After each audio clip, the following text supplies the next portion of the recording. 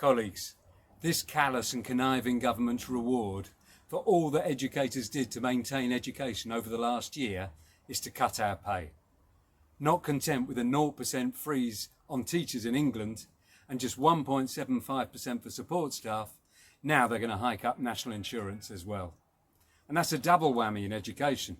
It's another hit to our incomes, but it's also another hit to overstretched school budgets as well. But these attacks don't really come as any surprise. We know that this government is going to try and recoup its pandemic expenditure at our expense.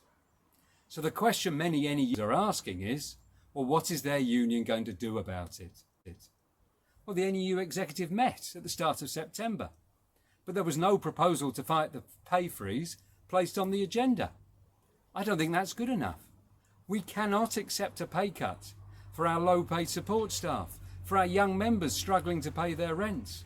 But it's also just not about pay, because weakness could invite further aggression.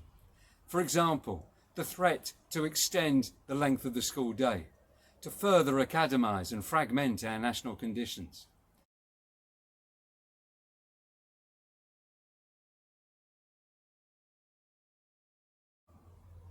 So we need to learn the lessons of the success we scored in January over Section 44, when we combined a clear lead from the top with organisation below, and we were able to force Boris Johnson into a U-turn over COVID safety at that time. Now, of course, unlike Section 44, an action ballot on pay or workload would have to overcome the Tory turnout thresholds. But the job of the leadership is to work out a strategy to do so. So here's my strategy. We should immediately be organising meetings and rallies to explain to NEU members about the need to act. And as Deputy General Secretary, I would go everywhere and anywhere that I could to do so. We need to bring colleagues together from other unions, including in the NHS, to build a coordinated campaign of action, starting with setting a date for a major trade union-led national demonstration against austerity. We should be organising meticulously at every level of the union to put in place the steps needed to ensure we can successfully win a national ballot. And to help that, we should widen our demands beyond just the pay award.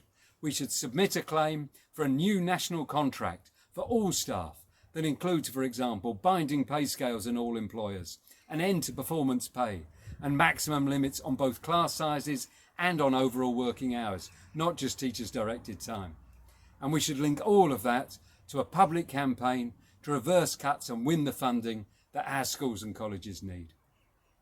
That's the kind of determined strategy that I will build if you elect me as the first ever elected Deputy General Secretary of the National Education Union.